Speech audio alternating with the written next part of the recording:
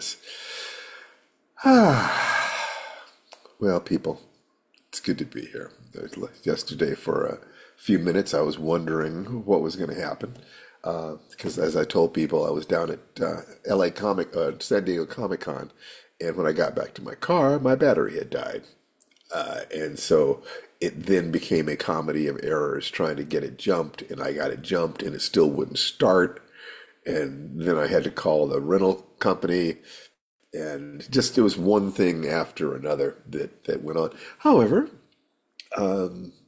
my daughter was there with me, and her friends, came out to offer a jump, and before the tow company got there, so I did eventually getting a ride, end up switching, getting a ride to the airport, getting a new car, and getting home about an hour and a half later than I thought it would, namely about 2:30 in the morning. So my voice is a little scratchy. I've earned it. Anyway, so welcome to Firedance. I would love for everybody to unmute yourselves and say hi. Hello, Hello, everybody. Hello to everyone. everybody. Hello, There you everyone. are. There you are. Hello. That's wonderful. That's wonderful. So what I alternate between the things that I want to give you. There's so many, but we've had a fairly complete package. I mean, if I've talked about this program, and what it's in some ways what this is all about is understanding that life is impossibly complex. But I think we can get perspectives on it by looking at some of the best models from around the world in different arenas, talking about what is it that it takes to produce high levels of skill or excellence. And that if you apply more than one model at a time to a particular issue, you get even better perspectives. For instance, the very first thing I came up with was life writing, which was looking at Campbell's model of the hero's journey and as a model for what a story is, what is the process of a story, which matched what is it that we're trying to do in life. If you look at that, then the most important question that you ask is, well, if the hero's journey is the process of a human being attempting to complete themselves, going through various cycles of life, then it's reasonable to ask, well, if that's the pattern of life, what is a human being? If there are two basic questions, you've got who am I and what is true? And the best model of a human being that I've ever seen, that I've ever known, is the yogic chakras, the seven levels. Let's even put it up on the screen just for this, just for the fun of it. Bum, bum, bum, bum. There we go. So you have seven different levels of reality going from survival to sexuality to power to emotion to communication to intellect to spirit. Looked at that way, you can take almost any philosophy, any religion that is dealing with the question of what are we, and most of them are no more than one of these levels. If you look at the entire thing as a complex pattern, you have, the ability to track seven plus or minus two pieces of information. So this might be a little too complicated. So you can break that down into three centers: belly, brain, heart center, head center. And one of the things that I have been experimenting with over the last weeks is what happens if you think about improving just 1%. You wake up in the morning, and I wake up in the morning, I don't even get out of bed until I've thought about the 1% that I'm going to improve in terms of my body, the 1% I'm going to improve in terms of my emotions, my heart, the 1% I'm going to improve in terms of the way I think about my business and organizing that. To be able to move back and forth between the hero's journey and the chakras, I mean, look at what it is I need to do to organize my life. Let me look at how my energy is running and how balanced I am. Those sorts of things. That was originally what I looked at for writing stories. Then I looked at it for diagramming the process of writing a story. And then I looked at it as just like, well, this seems to apply to life. So it was really great to be able to move back and forth between those patterns. So in the between the white belt and the green belt level of what it is that we're talking about here, you start with the breathing. You breathe. There's a variety of reasons why you do that, from changing your physiological stress response to working on your executive function. If you can get yourself to stop and breathe 5 times a day, you have the capacity to interrupt your unconscious patterns. And in the process of doing that, then you can step back and say, well, if I don't want that unconscious pattern, what pattern would I like? And from there, you can go into another model, as it were. You could go into behavioral modification. Say, well, I'm interrupting this negative pattern. Every hour my smartphone goes off and I have to do breathing, and I notice that I'm eating unconsciously, or I'm getting angry, or I'm avoiding the work I need to do. You start noticing what's going on. And if you take a look at that and you compare it to the hero's journey, you say, well, I'm on this journey of wanting to finish this project. In order to finish this project, I have to accept the challenge of the project. I have to deal with the notion of coming up with a plan to be able to do it. I have to take action continuously. I need to build a team. I need to deal with the inevitable frustrations. You can actually map this stuff out so that before you ever begin to take your journey, you already know what's coming. And if you know that every single time you try to move from one level of your life to the next, you're going to go through the journey, you start looking at everything that you're doing, everything that's going on. Because, for instance, if the hero's journey was viewed as the path that you walk as you move up the chakras, in other words, our very first adult task is, in some ways, to make enough money to support ourselves. So what is the journey you have to go on to be able to literally just earn a living? Then the next task after that is probably to attract and build a partnership, finding a mate. For the average person, this is kind of the sequence that we go through. After you've done that and integrated yourself into society, so look like the first three chakras there, core survival, sexuality, power, position, social performance. When you've got those things, it becomes safe to open your heart up, because you're connected to your survival, and you have a roof over your head. And by the way, one of the worst mistakes I see people making is they go chasing after finding a partner when they haven't built a nest.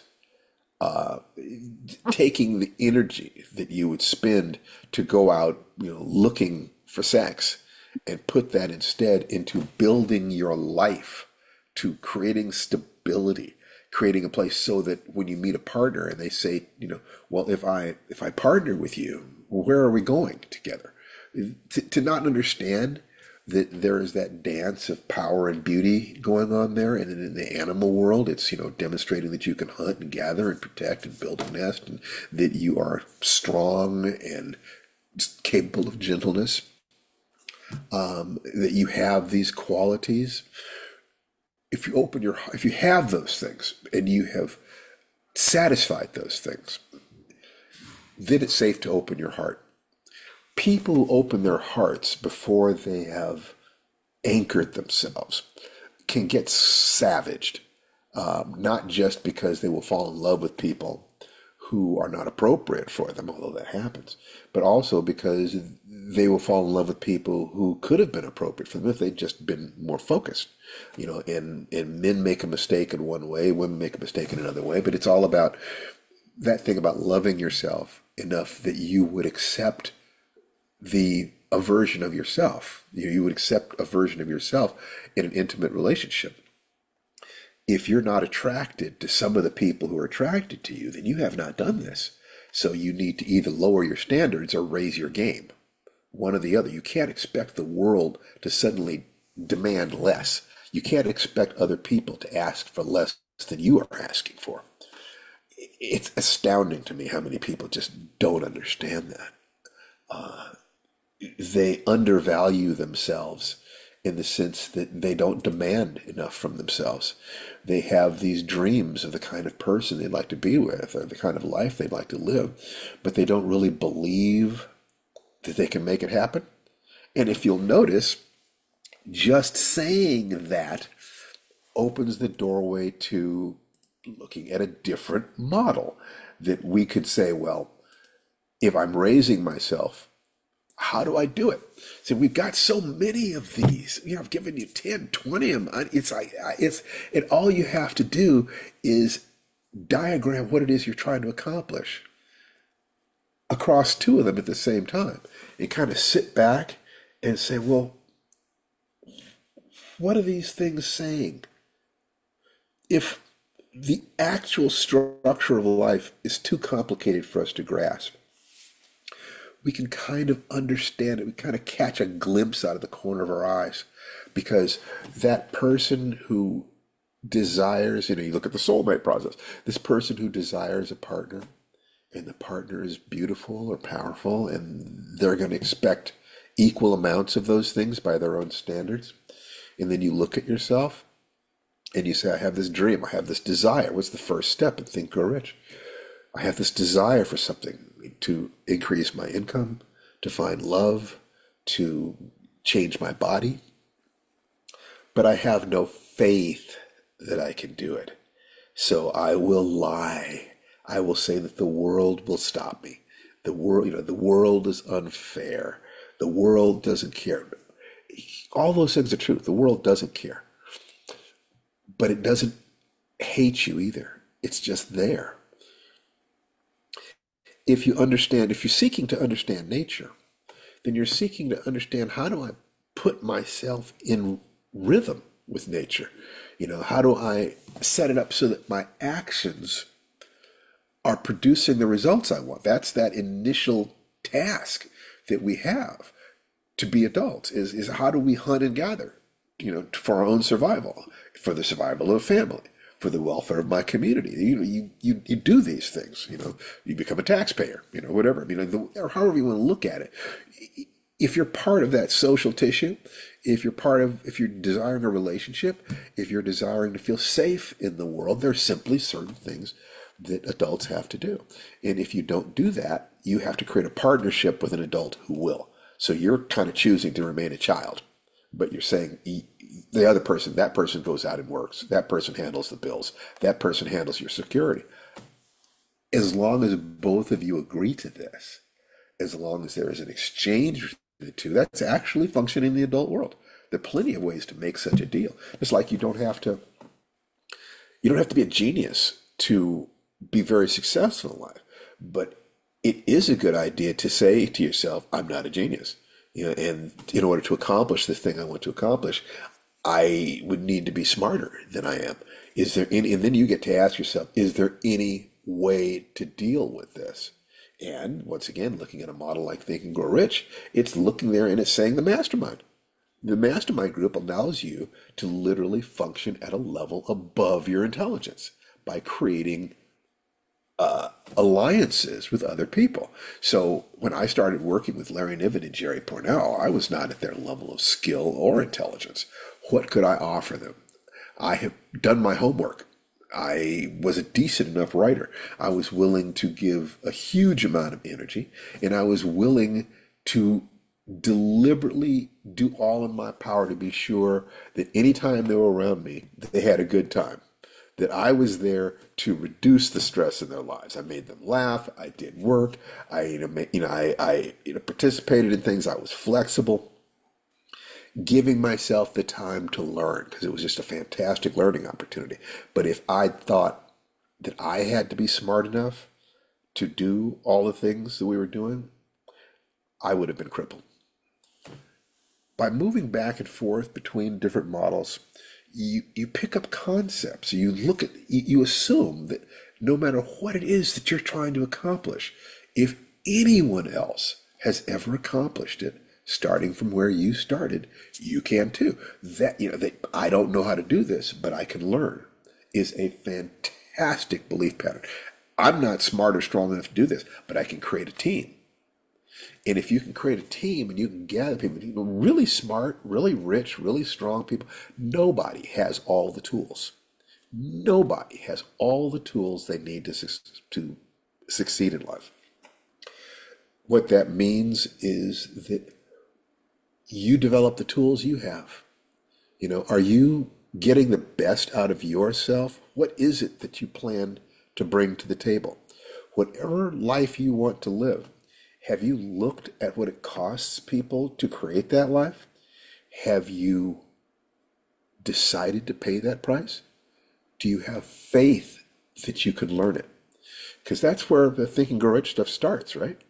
You have the desire, you have faith, and if your desire and faith don't line up, you have autosuggestion. Changing models again. In the magic formula, in the Firedance system, the form of autosuggestion we use is the morning ritual, where you're chanting affirmations, keeping a positive physiology, imagining your role models, flooding yourself with gratitude, all while you are moving. All of this, I do it during Tai Chi, you can do it walking, running. All of this is to be sure that whatever it takes to accomplish what you're trying to accomplish, you believe that you can do this. If you believe you can do it, and you believe that this action will lead you to more pleasure than pain, and that it's coming from the core of your being, that the thing you're doing is worthwhile in and of itself. If I don't finish a book, if I die before that book is finished, I have died doing something that I loved that day. It doesn't get any better than that. I remember when I used to run 5 miles. I missed that. I just haven't been any place where it would fit naturally into my program again. They'd be beyond me at this point. But I noticed that at about a mile and a half, it always felt like I was about to die. I mean, it's like, oh my God, off of my heart, oh, my legs, my back, everything. And then if I pushed through that and kept going, that feeling went away by about the 3.5 mile level or the 3 mile level. So there was some suffering, and this is kind of getting into it, when I'm starting to adjust myself to that. So I noticed that there's this barrier called pain and fear, and that barrier is, it operates until I'm in sync. My breathing is in sync, my stride is in sync, my mind is focused on the right place. There is a place where if those things line up, suddenly it's not just hitting a second wind. It's almost, I'm stepping into a different person. So I developed a pattern. Once I noticed that my mind was playing that trick on me, I would say, well, if it feels like I'm going to die, I'd probably die later on today anyway. So I might as well die doing the thing that I love doing. And my body and my mind and my ego would say, oh, nuts, okay, give it to him. So and once you notice that, if you look at the hero's journey, once again, another pattern, you notice that the dark night of the soul is wired into the pattern. Now, what's that pattern? You acknowledge, you're challenged. You will reject the challenge out of fear. Then you will accept it. You go on the road of trials, during which you meet allies and gain powers. You have your initial confrontation with evil, in which you are defeated. And that defeat sends you into the dark night of the soul. And the way through the dark night of the soul is the leap of faith. Right there on the Think and Grow Rich pattern, step 2. Do you have faith that you can either do the thing or learn to do the thing or create partnerships to do the thing? Once you get the joke that, yeah, life is impossibly complex, but there are some very smart people who have left tracks. They have left clues about how they did it. If I aim at being a science fiction writer, and there aren't any black science fiction writers. I mean, I did not know about Octavia Butler or Chip Delaney when I got started. And Chip actually went into, left science fiction and went into academia and queer fiction. So as far as I knew, there was nobody. So I would break that down. I said, well, let me study some successful black people. Let me study some successful black artists. Let me examine successful writers. Let me examine successful science fiction writers. And where the basic behaviors of all those, I now had a bundle that made up all the skills that I needed. And all I had to do was look, well, what are successful black people doing? What are successful black artists doing? What are successful artists doing? What are successful writers doing? What are successful science fiction writers doing? And there was similarity. You looked deeply enough and you started seeing patterns. And all I did was I just looked at where those patterns crossed and I did that stuff. I looked at the interference pattern between what everybody said. Said, if you are just interested in being a writer, for instance, you might study 3 different writers. And one of them says, I drink a bottle of whiskey every day. And the third one, the second one says, well, I shoot up some heroin. And the third one says, well, the first thing I do is I beat my dog. Okay.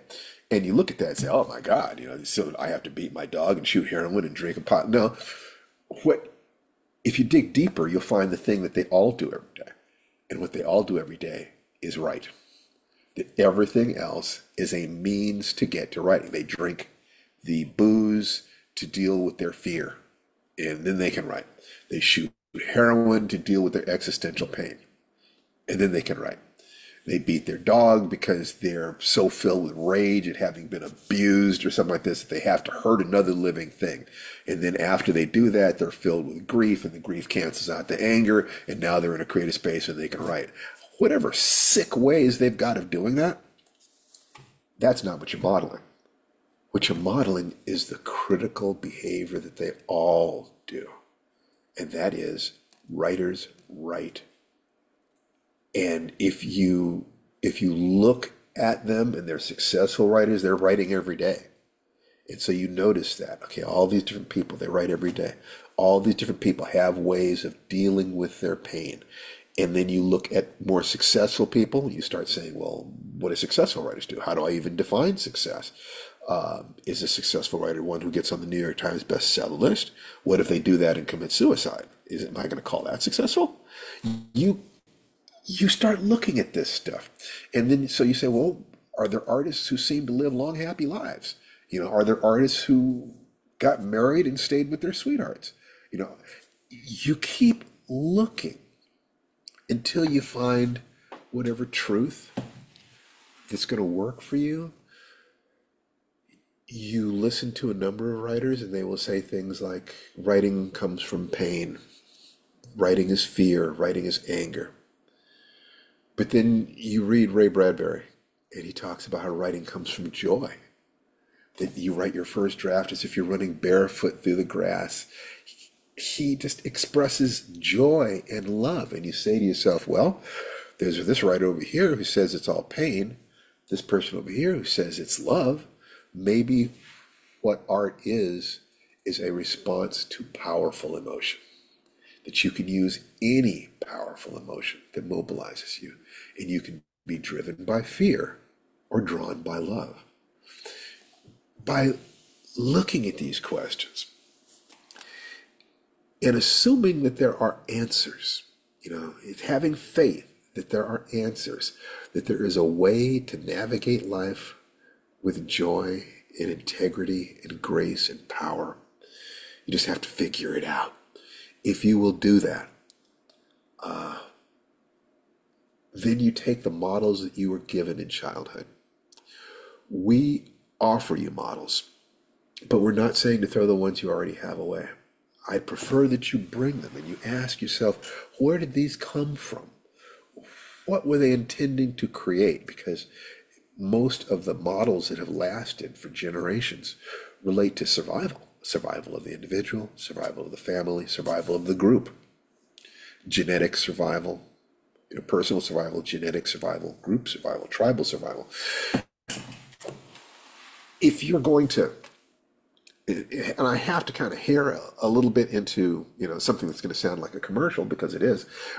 On August 24th, we're going to be teaching a workshop in creating unforgettable characters.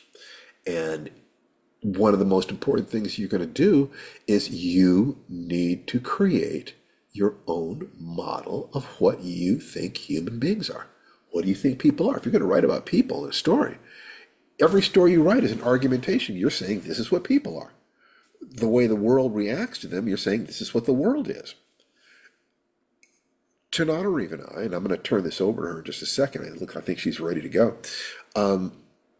We don't totally agree on what people are, what the world is, but we're close enough that we can have a relationship and we can talk about characterization and plot. In that way, characterization and plot are two sides of the same coin, and you're going to have a chance to come to that workshop in August. Tananarive, there you are, baby. This is more So like the straight ad portion. Hi, everybody, because I'm not going to relate it in any way to how much you know what your model of human beings are, but more just talk about what this workshop is, because I don't know. I know several of you are writers, not all of you are writers. I have always loved deep characterization. I write close. What happened? I write a very close third person point of view, almost first person, really, because it's such an intimate point of view. And one of the interesting things about teaching at the new George R. R. Martin writing workshop for journalists transitioning to writing fiction is that they have been trained by their profession not to try to guess what people are thinking, to only use quotes in their stories, which translates to dialogue, dialogue, dialogue without interiority. Anyway, I want to talk about all the tricks and tips of the trade, how you can go beyond static scenes and how you can go beyond dialogue where the reader is like way up here and doesn't really understand what all the subtext is behind the conversation.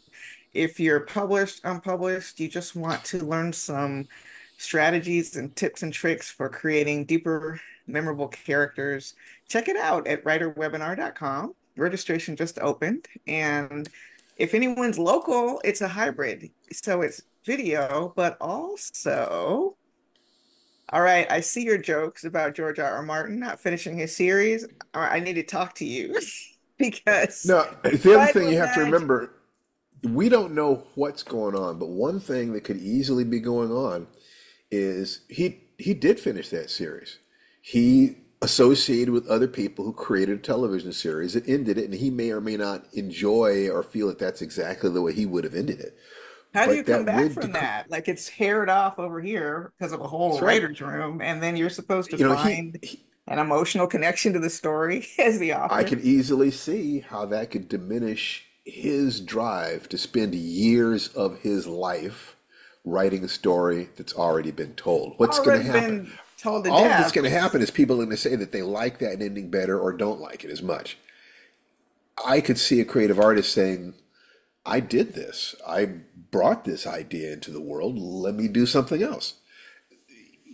Writers Anyway, are George not R. R. machines. Martin wasn't at Northwestern, and I'm not like defending him because he's my new bestie or anything. But I have put myself in his situation, imagining like if one of my African Immortals novel series had become an HBO series running for years, hugely Yeah. popular. And people were like, well, whatever happened to your fourth novel? Well, I mean, I've moved on. I don't know. I don't know if he feels like he's moved on or if he's, Well, the one thing I do notice, Tananari, is that all the people I've heard complaining, none of them have been writers. None of them have actually been working writers. I suspect that working writers understand that you're saying to put a stupendous amount of energy. This is a man in his 70s, right? Put a stupendous amount of energy into creating these doorstopper books. Now, maybe he shouldn't have sold it to HBO. Maybe not. I oh, don't he definitely know. should have. He I definitely mean, should have.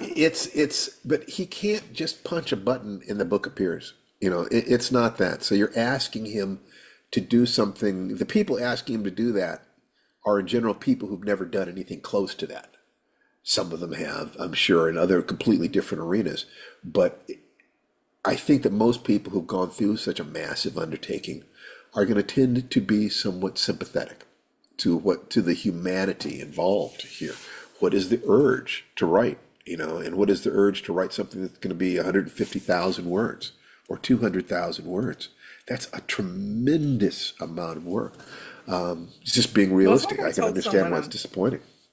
I Go ahead. understand. I tell someone on Threads who brought it up because it always comes up. I'm not picking on anybody, but anytime you mention George R. R. Martin's name, someone always brings up, what about the book? What about the series? And I said, listen, if he never writes another word, look at the great gifts he's already left us, you know? I mean, people mean it mostly as a joke. I don't think there's real antagonism. Well, for some fans, there No, definitely is. there is. There is. Yeah. I don't think there's real antagonism from wise people. I think that you can be smart and knowledgeable and be kind of joking about it, but there are also people who feel entitled. You owe this to me. Ah, We own you. We own your work. They're simply being childish, as far as I'm concerned. The process of creation demands energy and focus, and if he has moved on, he has the right to do that. He just does. And you have the right to be unhappy about that.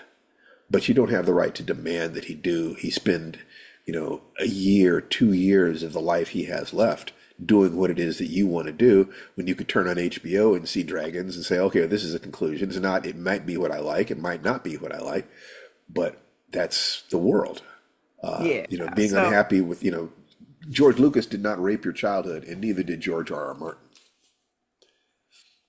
what did you just say? What? Oh, there are people to George. People talk about the Star Wars prequels and stuff like this, and they'll say, "Ah, George Lucas raped my childhood. He Oh yeah, ruined that's the first, strong the first language movie, so for forth, so on." You know, being a disappointed fan.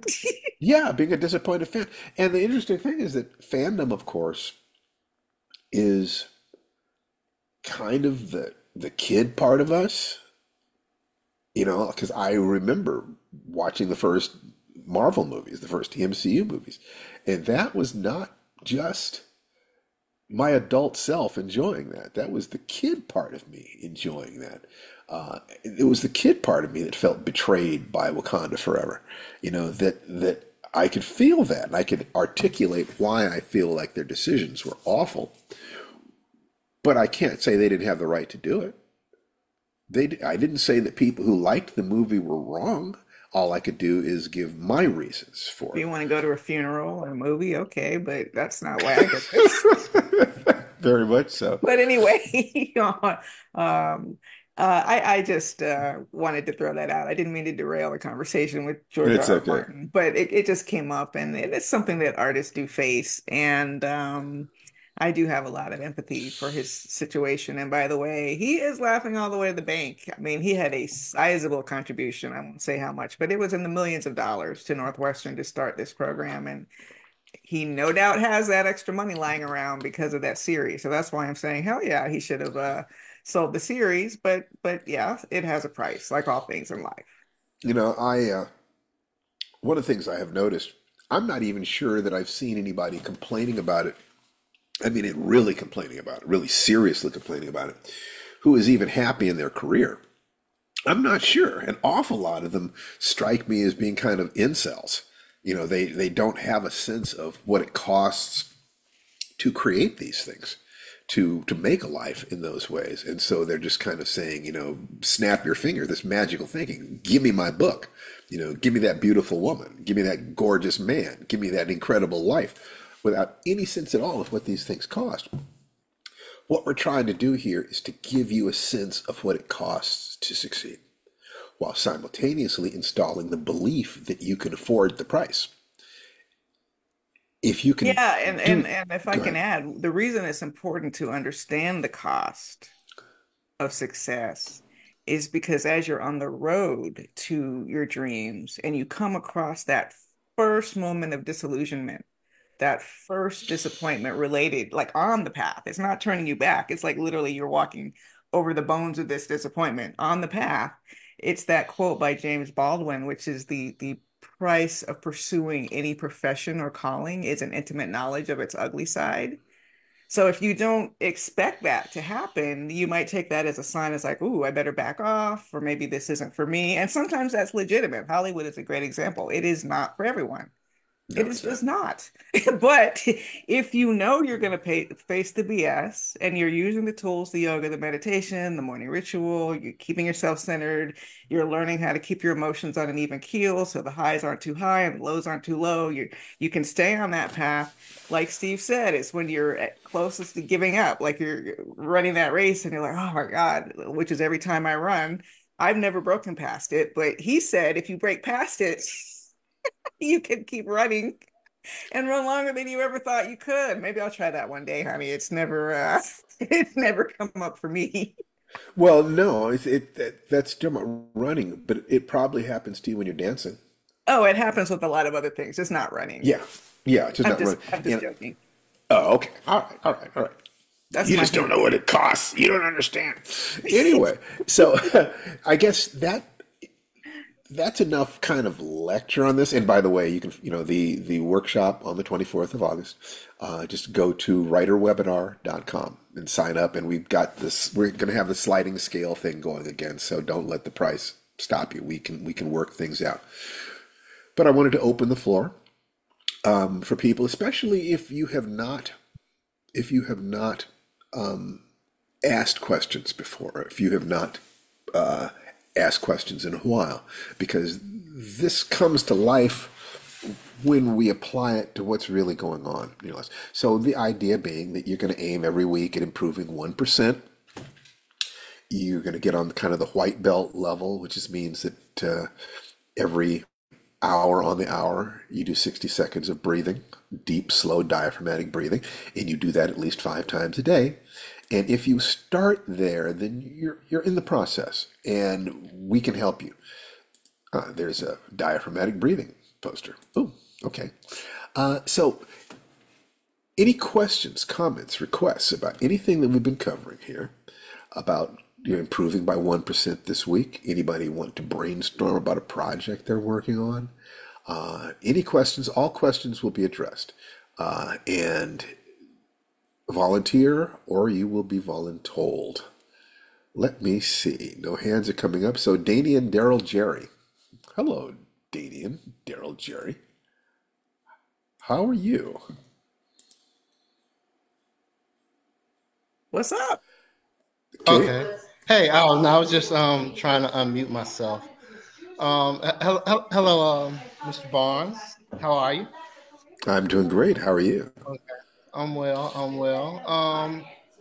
So I actually did have a question.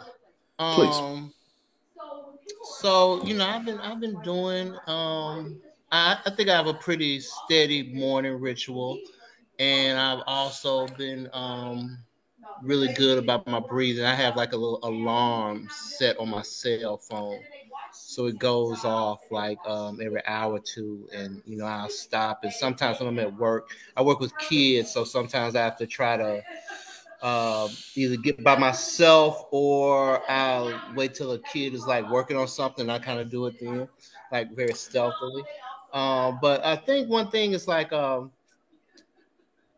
what I'm trying to do is get myself used to working for longer periods of time on my creative projects. So like I'm writing and I'm working on a novel, and I just want to like some or either okay, one or two things. Either I'm trying to get myself used to working for longer periods of time, or is Okay, when you that say longer either periods of time, what kind of period of time are you interested in writing for? like 5 to 6 hours? Okay, don't. I'm okay. So here's the whole thing. Okay. This this uses not the Pareto principle, Pomodoro Mhm. technique says that every half hour you take. Could you turn off your background? There's some Yeah, yeah, noise in the yeah, yeah, background. yeah, Can you yeah. get that? Okay, great. That works. All right. So this cube, I can set it for 25 minutes, 5 minutes, 45 minutes, and 15 minutes. The Pomodoro principle says that you are going to work best if you take like a 5 minute break every half hour and a 10-minute break every hour. So aiming at working for 25 minutes and then you take a 5 minute break. And then by 5 minute break, I mean you get up, you move your body, whatever. You do something completely different. Every 50 minutes, every 45 to 50 minutes, you take a 10 minute break. Doing that allows you to function at your highest. Now, one question I have to ask you, you have the right to do whatever you're going to do. Are you published? Yes, I've published some stories, Good. so that's what Tell me I'm about this. trying to work on Tell me now. about the stories that you published. Where'd you publish them? Okay, so I published one in Black Panther Tales of Wakanda, Oh, and good, good. I published one in Africa Risen, and I got two coming out. I got one in this book called Map of Lost Places, and that's like I'm proud of that. That's like my first horror story, and I've been a horror Yeah. fan since for years. But yeah, so Okay, I've well, published a few things, you're but this is not your first rodeo. So no, I would sir. ordinarily advise you to keep doing short stories, but you've passed the threshold where I feel okay about saying, okay, so you want to work on a book. So the do you plan your time out in advance? In other words, do you have like a weekly planner where you actually look at your week and you say, and actually put in blocks of time? This block of time I'm going to do this. This block of time I'm going to do this. Every Sunday, what you can do is get 1%. You work at being 1% better at planning and protecting your time. So if you know that in order for you to make the progress you want to make, you need to do 2 hours of writing a day, then you might ask yourself, do I have 2 hours a day? If you do have it, but you're just wasting it, that's great because you can actually start working with that. If you don't have it and you're going to have to plan and plot and strategize and trade jobs in order to create it, then you know that too. But show me your weekly calendar where you have blocks of time set out on that calendar. Are you protecting your time? So let me ask you the question. Do you plan yourself out every week? Honestly, no. Like I write. I think of it in my head. I kind of know what I'm gonna do, but no, I don't.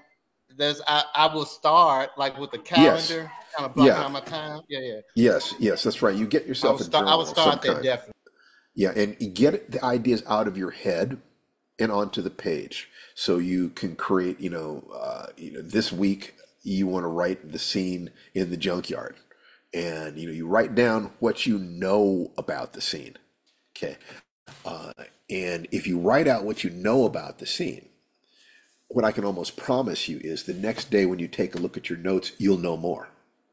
If you get it out of your head, it doesn't have to be in story form. Just write down, what do you know? You can write it down on 3x5 cards, on post-it notes. I've got whiteboards. I've got all sorts of different stuff. And you write down what you know, and you might even be able to say, identify the things that you don't know. Because if you understand, for instance, the hero's journey or some other story format, if and once again, you're a pro. In the sense of you're not necessarily a full-time professional, but you've made money at it, and that is exactly the point that I want you at. That's what we try to leverage people to, because that means you have a full set of skills. Now it's just advancing those skills. So it's saying, okay, you need to write a page a day, or 2 pages a day, or a paragraph a day. But the minimum is going to be a sentence a day. Okay. And on the book. So do you know the end of your book? You know how it ends? Yes, I did. Yes, I have a ending in mind. Yes, the place I'm Okay. trying to get So to. get it out of your mind. Get it onto paper. See, there are people who can just hold the whole thing in their minds and they just write it. But because you're telling me that you have a hard time grabbing the time to do the writing, let's assume that you could use some support. So you support yourself. Remember that the writer part of you is like the kid part. So let dad come to the rescue. So, okay, we're going to create notebooks of this, son, and we're going to, this is, you got a brilliant idea here, and we're going to put it on 3x5 cards and put them up on the wall. So when you walk in the room, you can kind of see what it is that you're going to do on a visual sense. Bring all your tools. Bring all your tools to create a safe space for that little boy inside you to dream and have fun. Okay, so it's like the adult's going to take care of the discipline. The kid gets to have the fun. So if you have a weekly calendar, and I want you to do this, I want you to do this tomorrow. Do Okay. the breathing because the Yes. Yes. breathing will help you deal with the stress. Hmm. Look at the calendar on Sunday. Look back on the last 7 days. What did you do? And how did you do it? Okay, this 7 days coming up, you want to write. What is the minimum amount of writing that you need to do in a week in order to reach? You want to have this book written by when? When do you want to have it Um, finished? I want to have it finished by the end of August because I've written a draft, but I'm kind of like going back through the draft. The first draft that I wrote is like it's the Hemingway crappy draft. So I'm trying to like really shape it up. It's a couple things I did. Like I had to, I workshopped the draft, and the person I workshopped the draft with, they were telling me that they weren't that I wasn't getting as close to the characters as I needed to. So I flipped it and I started writing it in first person, and that really helped. It helped get the story out, and it helped. I don't know, it made it better. Like when I let a couple people read like chapters, and I got like really good responses from that. So I'm basically going back through, I'm rewriting it and just shaping it up. I really want to be through with that by August, the end of August, Okay, because I well, have to I'm like going start to. school in September. Here's what I'm going to do. Here's what I'm going to do. Tananarive, are you Yes, there, sir. sweetheart? Yeah. Would you like to jump in here? Sure. I love what you just said about switching to first person. Oh, hold on, let me add my spotlight too. Hmm. That's something that I use as an exercise sometimes with my students who are struggling with point of view, which is a big part of what I'll be talking about in our characterization workshop. There's just something, I mean, there's so many things you gain with first person, the interiority, you gain the fact that your narrator is now the storyteller. So there are more things you can conceal that ordinarily I would not conceal if I were writing in third person, because he's deciding when to reveal what and when, or she is deciding what to reveal what and when. But if you find that it's invigorating your prose, putting you right in your character's experience, more power to you. Sometimes people do it for a few pages and they're like, oh, I see what I was doing. And then they stick with the third person, but they invigorate the third person with more elements of first person. But if you think that changing the whole manuscript to first person is giving you life, then absolutely that is what you should do. So it seems to me that what I Just would like you to do is to listen to Tananari's suggestions in terms of craft. Listen to my suggestion in terms of stress management and and time management. It would seem to me that that's a nice that's a nice duality. That's enough for you to work on. Executive function is the ability to plan out, know what needs to be done, get yourself to do it. It seems to me that your issue is simply spending the time. You know how to do it and you are gathering knowledge about how to do it. When you talked about you workshopped, that means you have a circle of allies. See, that's perfect. You do the work, you have allies, you've sold things. In other words, I'm talking to somebody who's genuinely on the path. All there is now is to look at the territory on the path and to kind of, enjoy your journey. So the most important thing you can do based upon what I can hear is time and energy management. That if you create a calendar, get yourself a journal, get yourself a calendar, and say, that you're going to protect this time every day. You start with an hour or 2 hours or whatever it is, and you spend that time. You invest that time. Start, and also you can deliberately trigger flow state. Maybe, flow state, that state where you're kind of relaxed and focused and time falls away. Sometimes, know how to trigger that for yourself. Some soft jazz, perhaps, you know, um, you know, what is the office space that is most conducive to you falling into it? You know, where are you wearing your lucky socks? I mean, you have to learn how to tease this out of yourself. Okay. And so make that commitment, get started, come back here and let us know how it worked. And if, as long as your commitment, and remember, it's not about this book. It's about creating a lifetime pattern of action that will accomplish the things that you want to accomplish. And the universal human goals are to move away from suffering, embrace joy, and offer service. So in your particular case, it's make a lot of money, write the books that you want to write, have fun doing it, and probably one day teach a workshop in it. See, avoid suffering, embrace joy, be of service. That's the road of mastery.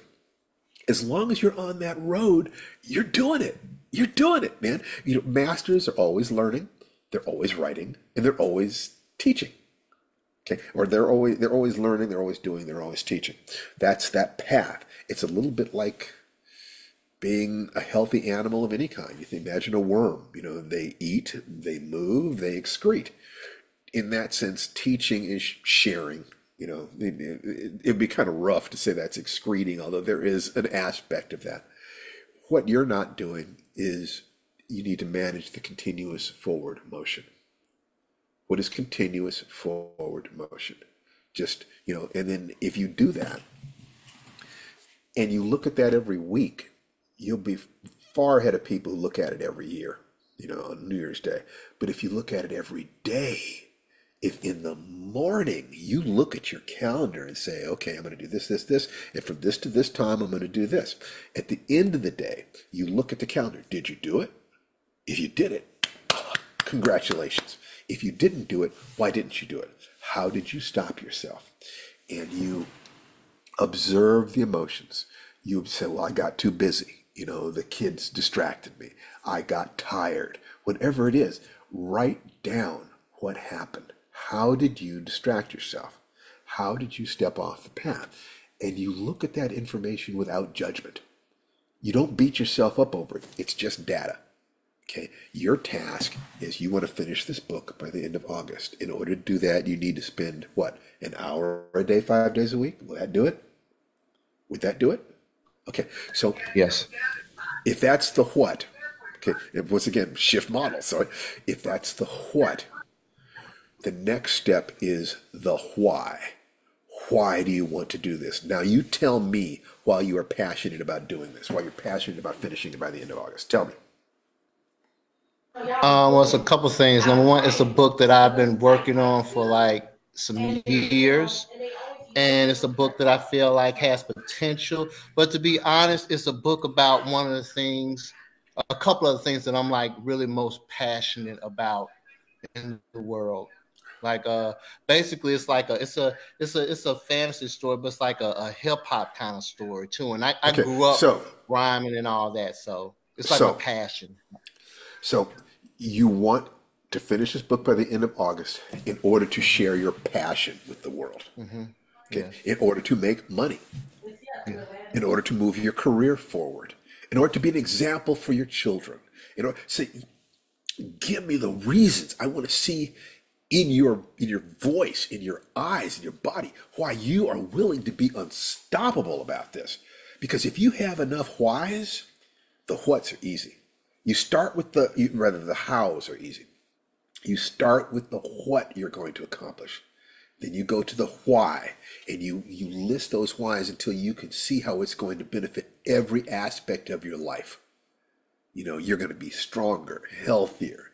You know, you're going to be more passionate. You're going to get laid. I mean, it's everything, until you can just feel yourself seething with that energy. Then the how matters.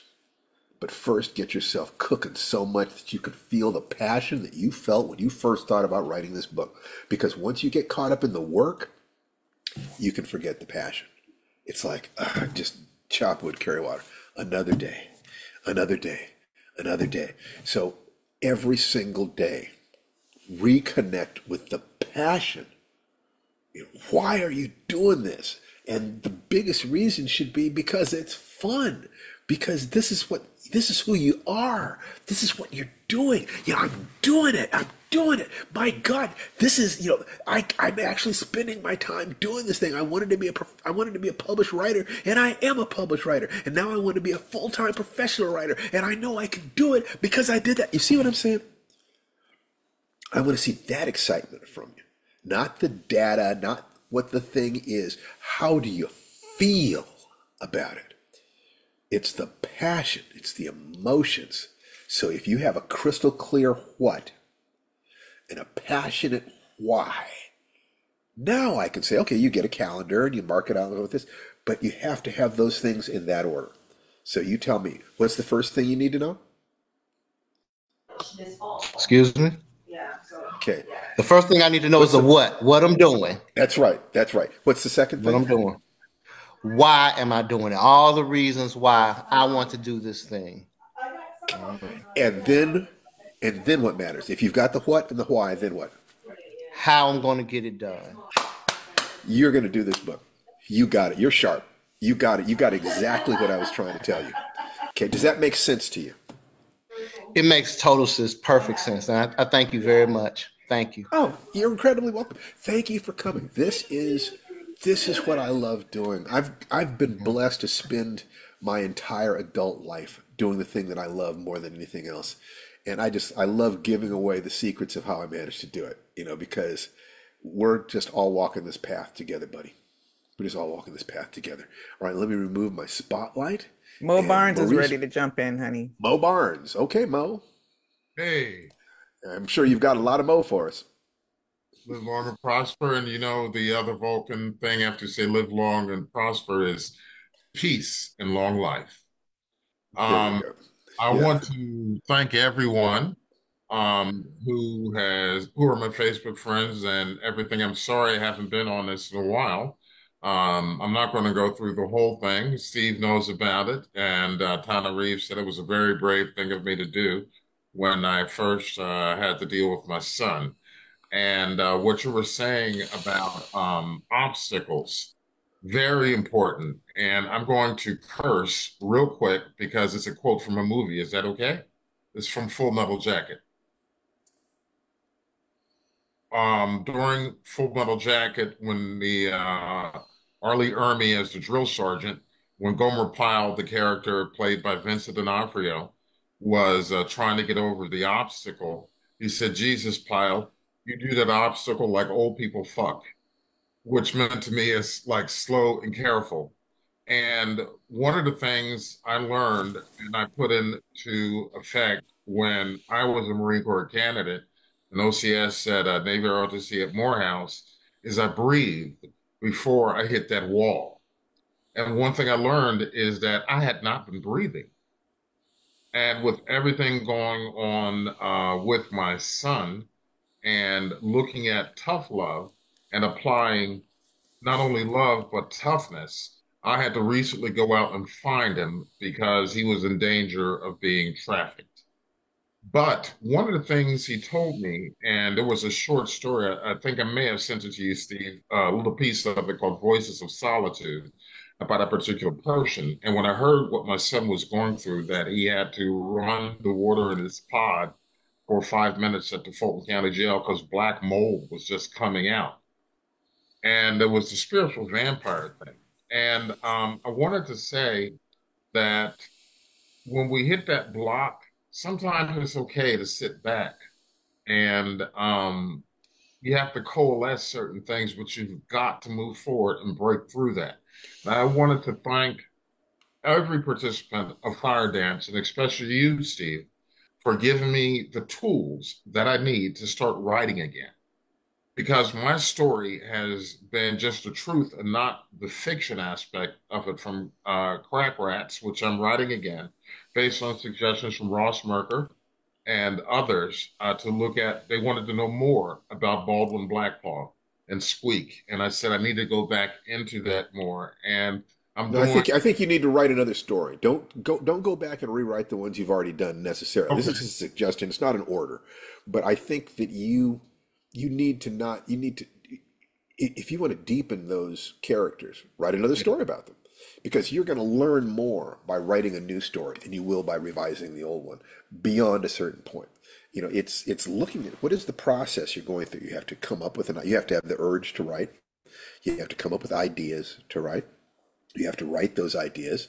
You have to submit those ideas. So if you miss any one of those steps, you don't get the feedback that you need to know where you need to fix things.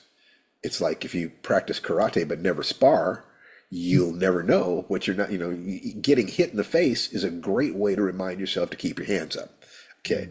You can, getting a rejection slip, as long as you keep the belief that you can learn this. And by listening to other writers talking about it, it demystifies the process. When you listen to all these people talking about they write, they polish, they send it off, they write again, you start getting the fact it's not magic. It's just work. You read a lot, you write a lot, you share a lot. Maybe you join a writers group, so now you're benefiting your community. You're being a service to your community. You find some way to get yourself on that path of mastery. Crack rats is interesting. I could see somebody taking crack rats and using that to get into the field. It would depend. That writer would have to be a very fine writer about that sort of thing. So there is this kind of absurdist fiction that you need to become an expert on. And so you have a lot of actual challenges. So you may not have had the time to do that, but I can tell you that that's what you need to do to get where you want to go. So what is it that we can do for you today? Well, one of the things you told me is to read more short stories. Yes. And then I actually went back to when I started to get into fantasy in high school, junior high school, as I read the book Thieves World by Robert L. Ashford and Tales from the Vulgar Unicorn, which did the initial talking about the city of Sanctuary and then broke down all of the different things with each particular character. So I was looking at that, and then I also reread the Chester Himes anthology, who wrote, Cotton Comes to Harlem, Gravedigger Jones, Coffinhead Wilson, and that looking at a Coffinhead Johnson, Gravedigger Jones. Coffinhead Johnson, yes, excuse me. So that's one thing I'm looking at. But the only thing that I would say what this community could do for me right now is remember that the most ineffectual superheroes, some say, is thoughts and prayers, man. When there's mass shootings and everything else. But thoughts and prayers, man, is actually real. And it's the energy that I received from Firedance that one of the reasons I was late today is I was expressing to my son to breathe and face his choices. And I needed to face my choices and get beyond stopping me from writing. And use the energies that I have. And I've been doing the one sentence a day. And I started off the sentence I did when 3 months after I got married in in 96. My wife was diagnosed with cancer. And then the boys, when we're supposed to have kids, were born 5 years later and had their difficulties. And I remembered that phrase and I started off on Friday. The first sentence, it was not supposed to happen like this. Yes. There I'm building on stuff. So I appreciate that's really good. Let's assume that one of these days Crack Rats becomes an animated, special on HBO. I think it's going to be on Netflix or something. Okay. So if you can visualize the success and you can see other people who've had that success, then first of all, understand it ain't going to happen the way you think it does. It is that when you set out in the direction of your dreams, doors open. Okay. So if you look at the Think and Grow Rich success principles, knowing that your intent is to get an HBO contract, then you start with the desire. The desire is going to be both to express yourself and to make money for your family. So there's the pure emotional thing and there's the practical thing, the survival thing. If you had, a couple $100,000 net worth, the issues that's going on with your son would be different. you'd be able to address them differently. So you can connect the urge to do this to self-expression, to survival, to contribution, to all sorts of things. You got a lot of whys, okay? Yes, sir. The second step is faith. The part of you that believes you can and should do this. The part of you that believes that your efforts will bring you more pleasure than pain. You have to dig into yourself because, my brother, what I have seen is that if you are a member of a disadvantaged community, if you were abused, if you're neurodivergent, any of those things, the victim of sexism, racism, grinding poverty, food scarcity, it hits you in some very similar ways. So what I feel is that you need to actually, you can't say racism or these different things have caused damage and then not say, well, what is the damage that it's caused? And you have the responsibility to undo that damage so that your kids can stand on your shoulders. Well, Your yeah, damage, let me say this. yes, sir. You go digging into this, but you're going to find that the damage is in your real faith that you can accomplish it, that it will bring you more pleasure than pain. If you remember any of those communities, you have beliefs about yourself that stop you from accessing your intelligence, that stop you from accessing your full creativity. What you're going to need, this is where the auto-suggestion, the third step, comes in. You need to ask yourself, when you look at your life, you need to say, who would I have been had I been raised in a perfectly nurturing society by a perfectly nurturing family? Who would I have been?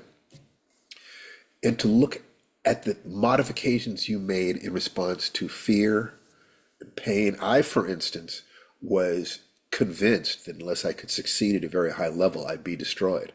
But I was also convinced, my mother told me, she said this point blank to me, Steve, if you let white people know how smart you are, they will kill you. Yep. So I was Sir. caught. I was caught there. Look at the stuff. And the truth is, we've all got this stuff. I don't know anyone who hasn't bumped into those walls. All I'm talking about is I was able to see a certain set of these things because this was so pertinent to me. Your sons are dealing with this. You're dealing with this. Your commitment could be to end this in your generation. Whatever it is, whatever that damage has been, it's not your fault, but it is your responsibility.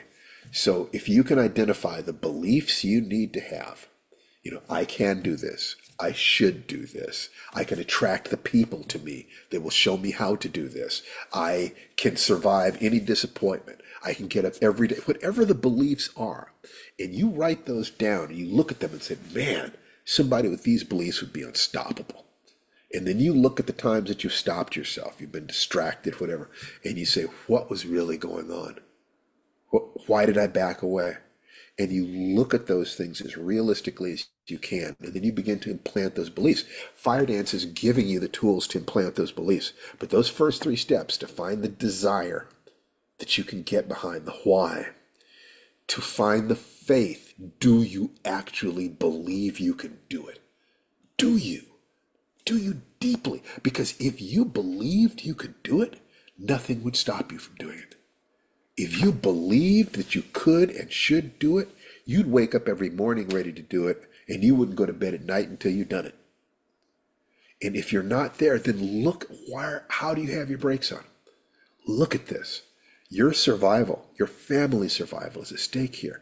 And if you can figure out what it is you'd need to do every week to get where you want to go, and then figure out what you need it to do every day in order to have that week, and then figure out what is your morning ritual that would set you up for a perfect day, that would set you up for a perfect week.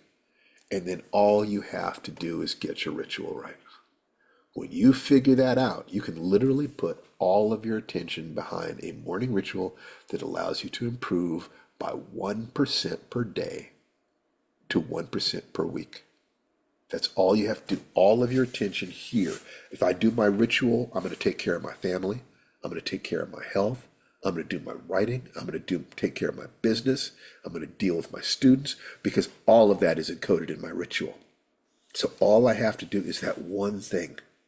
That one thing, as Jack Palance said in City Slickers, the one thing that if you get it right, everything else happens. And then you put everything you have behind getting that right. We could help you form that. But what we're looking for is people willing to be warriors for their dream, warriors for their family, to heal, to help heal the problems we have in America right now. So much fear, so much pain. And I believe that we are within reaching distance of the kind of change that we've been looking for generations. In so many ways, that knot of race and gender and neurodivergency, and we're asking the right questions. Believe it or not, crack rats is part of the answer. Yes, it is. It's Yes, part sir. of the answer. And I want you to believe, to have that faith. Get through those first three steps. Let us help you first through the first three steps, or look at the magic formula. This is a map or model. What is the action you have to take daily? That's A. Every day, wash yourself in gratitude because that's the only thing that's going to solve the fear. It's the only thing that's going to deal with the anxiety is gratitude for what you have. Clear intentions. I will write a crack rat story or another story at least once a month, minimum of once a month, a sentence every day. I will do this. I will absolutely do this. And I'm going to keep learning and growing. And I'm going to be very calculating and strategic. But at the same time, I'm also going to be just very open hearted and play. You deserve to play. You deserve to have fun. You work so hard. There's been so much stress. For just a few minutes every day, take the time for joy. Just earn that space. Just like this is. If you can do that, you can give that gift to your sons because all they're asking is, how can I live my life in a way that brings me joy? How can I escape suffering, find joy? And I wonder, could I ever be a leader in my community and give service? You show them by doing it yourself. Escape suffering, embrace joy, be of service. And money is a major issue for you. So you look at it two different ways. There's the career thing, not career thing. There's the job thing, just literally making money doing whatever kind of job you're going to do. The other thing is your career, where you're going to say, I want a deal at HBO. In order to do that, I need to publish successful books, comic books, kids' books, whatever it is. In order to do that, I have to write these stories. So the stories become a step to the books, which become a step to an animated thing on YouTube, which HBO notices, and now they pick you up. So you create that pattern. You kind of like, that could work because you've studied other people who made it work. Okay, let me try this. And if you do that along the way, you will learn lessons and you will see other possibilities. It's not that your plans will take you automatically exactly to the door that you thought they were going to take you to. It's that while you're on the way to your plans, other doors will open. Does that make sense? It makes perfect sense, and it reminds me of the song Back in the High Life Again. All the doors that were closed to me will open once again. There you And go. that is where I'm at. And Steve, I have my dream with Crack Rats, as you said, and reimagining it. And I'm going to tell you something. If I get the deal now and they give me a budget, I don't know if you want to be Baldwin Blackpool or Squeak for some voice animated thing. But if you get the money, I'll be Squeak. you'll But be Squeak. it's You'll I'll set be up the Squeak. hit. So just memorize thinking because money is such a big thing, and because you have career issues that can be measured in money. Memorize Think and Grow Rich. Yes, sir. Between if you do Think and Grow Rich and the magic formula, following the Firedance thing, we can coach you, and I think we can coach you Okay. to a success that you're really going to enjoy. One last thing I want to say, what has been helping me is I've been listening to the YouTube audios, Think and Go Rich at night when I'm trying to sleep, and that is helping me to remember certain. I can't quote them all and everything else, and I go back if I fell asleep and listen to it again. But if you're not going to read, So, that's one thing that helps. so your task is to get to the point where you can recite all 13. Yes, sir. Where you can not only recite all 13, but you can tell me how they work, why they work, and give me examples of other people who've made them work and examples of how you've made it work in your own life. I had this great desire. I believed I could do it. I used a little self-hypnosis to believe that I could deal with fear or pain or this or that. I did a lot of research into it. I did massive amounts of research into it. I did a lot of brainstorm. Once I'd done the research, I did a tremendous amount of brainstorming. Came in with all these different ideas and ways it worked. I chose the best of those ideas and I created plans where I could start here and move to here and move to there. I committed to bringing those plans to life. Committed to it. I said, I will die before I let my family down. Whatever it is that you need. I took action, persistent action. As I did that, I noticed that I was on a different path and I began to meet different people. And I was able to create a mastermind group of other people who were interested in going in the roughly the same direction. So I met an artist over here and a publisher over here and a person over here. And we decided to form a team. And every week we would meet and we would do this. Instead of chasing after women, I decided to build a nest. I put all that energy that I would have put into chasing tail into building a nest. I'm building a safety. Okay. I'm becoming the person I need to be. A lioness wants a lion. Okay. When I'd done that, I started noticing that I had more ideas. My conscious and my unconscious mind were talking to each other. I'd go to bed at night and I'd say to myself, when I wake up, I'd like to have the solution to this problem. And I'd wake up in the morning and I did have the solution to my problem. Oh, my subconscious mind and my conscious mind are shaking hands. And that led to, when I brought that space into my mastermind group, we were jazzing and sharing ideas and picking stuff up. It was like we were just a big super mind. It was just amazing. We were vibrating at each other's, we were like each other's tuning forks. And what happened when we did that is I developed an intuition for what was going to work. It was just so strange. I would do the thing that was close to my heart and other people liked it. Other people liked it. I began to be able to do the things that I liked and other people liked it. And how did they show me? They gave me money. That's walking through all 13 steps. Well, thank you. You bet. Us. You take care. All righty. So, who else has a question for me? Would like to, comments, questions, requests, anything?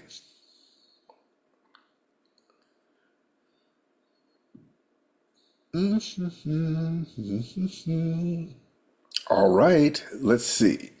Oh, Maggie. Hi. My Maggie. I just wanted to show you my 1% Please. or more.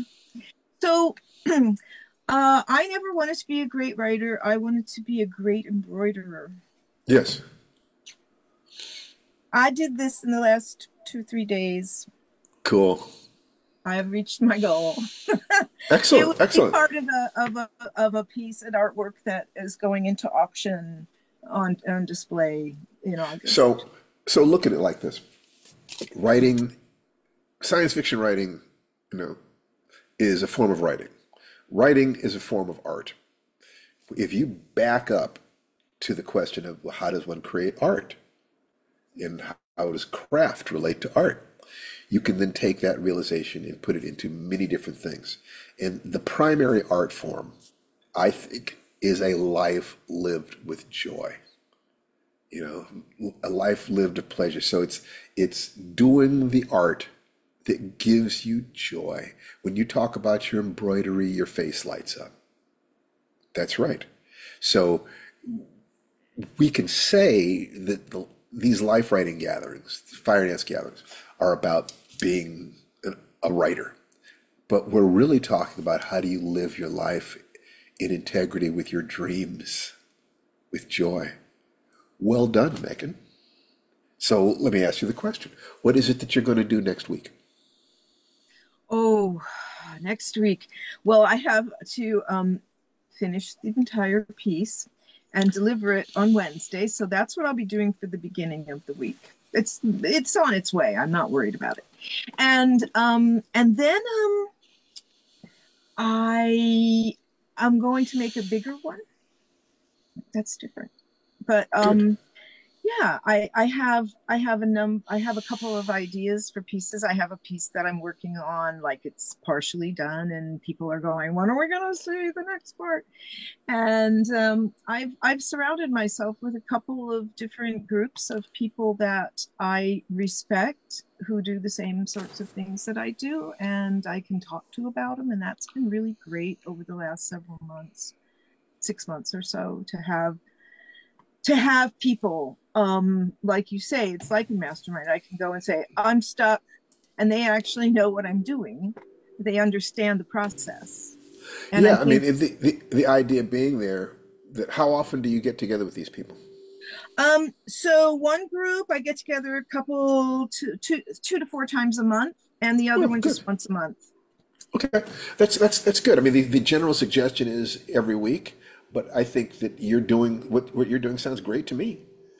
And it's just support each other, encourage each other, share with each other, and they will respond by supporting you. That sounds great. Oh, and I made I got my website onto, I have now my domain. So that was my like business thing to do this past couple of weeks, was to get the website so that I have my own domain name and I can get that going. Because if people can't see my work, then they can't appreciate it. So I need a place for them to be able to see it. I love it. And thank you so much for sharing, Meg. It's always wonderful to see you, darling. Good to see you too. So let's see. We got 10 more minutes. What, any comments, questions, or requests about any of this? And because I'm hoping that you're actually putting these things into play, especially the breathing. If you haven't experimented with the breathing, then this is all theory for you. And it's just staying up in your head. Get out of your head and into your heart and into your bodies. Hello, Vicky Solomon. How are you, sweetheart? Good.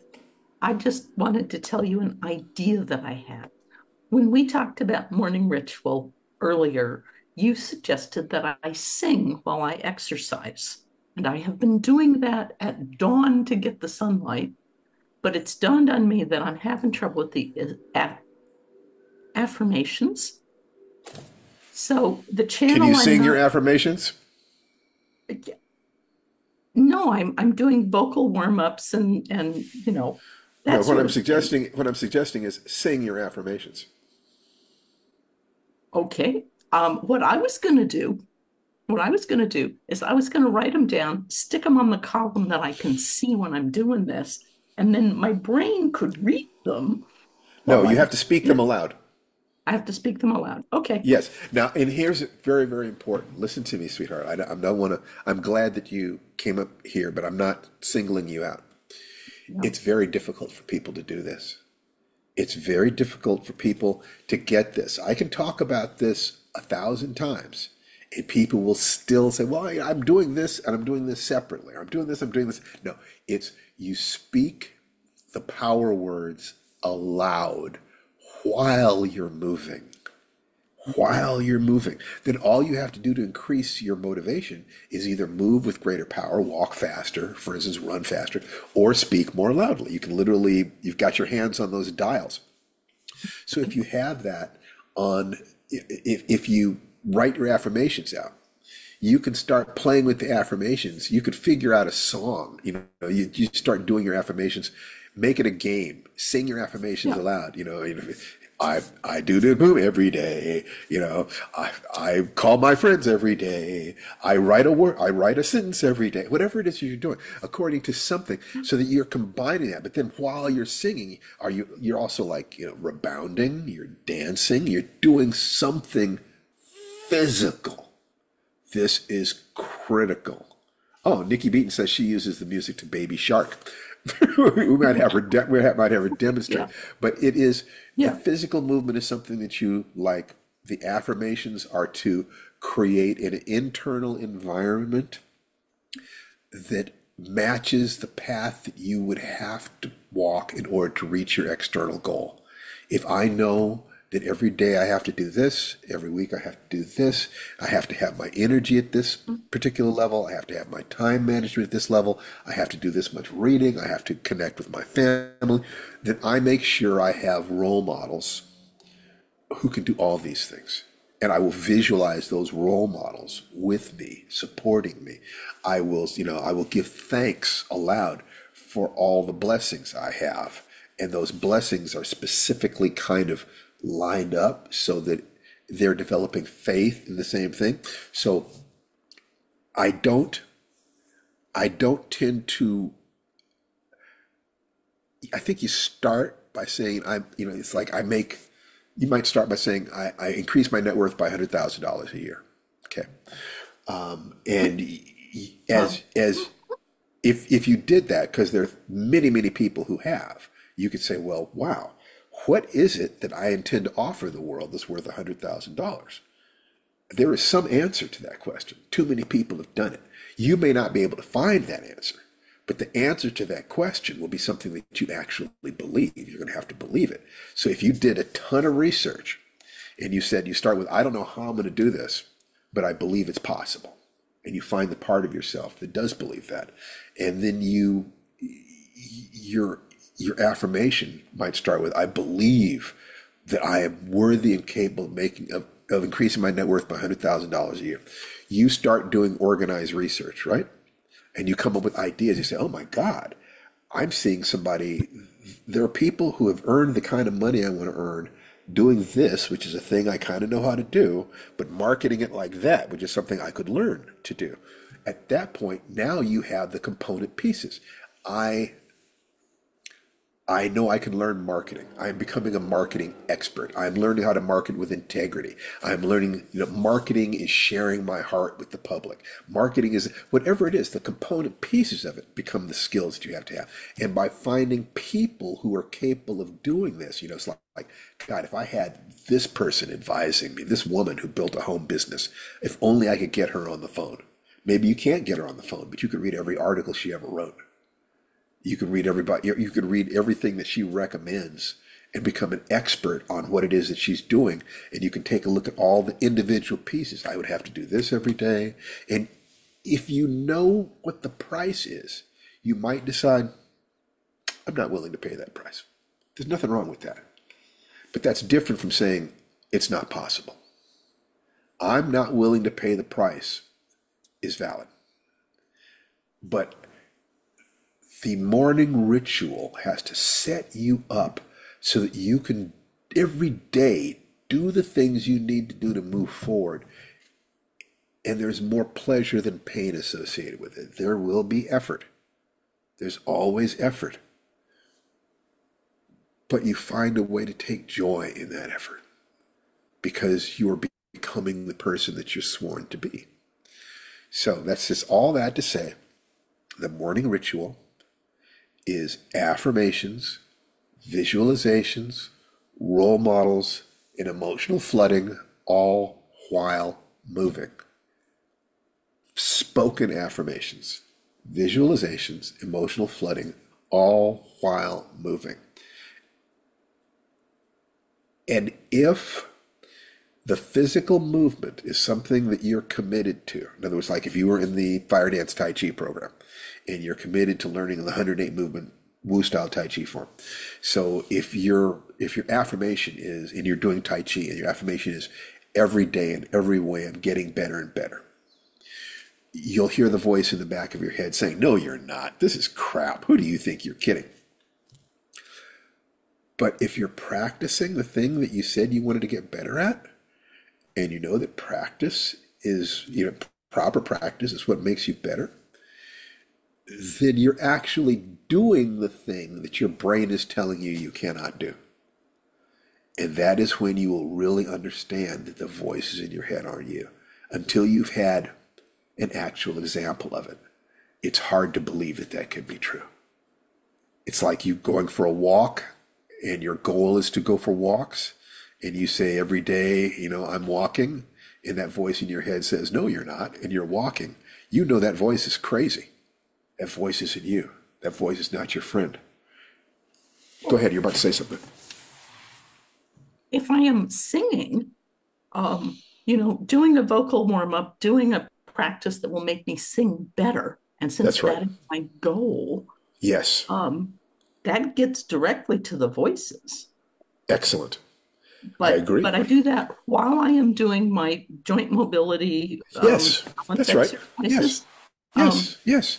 Or while you're walking. Then where's the affirmations? That's why I was going to put them on the column. You could sing your affirmations. You say them aloud. You are probably resistant to saying it aloud. As long as you're just reading it, it's more comfortable. So, make up your own song, change the lyrics to a song, or do it during your warm-ups, but speak them aloud, speak your affirmations aloud, sing them if you want to. I think singing them is a great idea. And I think you could have a lot of fun creating, your own lyrics for a song that you enjoy, the lyrics that help you to, that I did inspire that you. Before. I was in a very bad situation with a narcissistic cult leader, and I found a song that directly supported me. So you can do that. You can choose a song that already has the kinds of positive spirits you want, or you can write down your goals and ask what affirmations would support your goals, and then change the lyrics or add another verse. Yeah.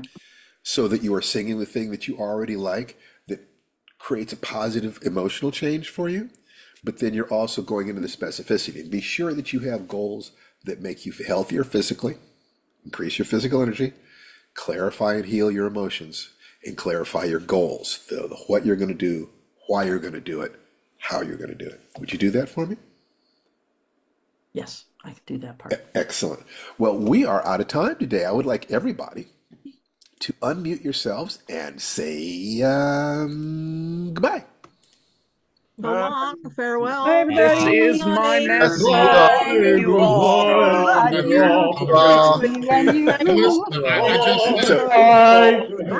just put a link in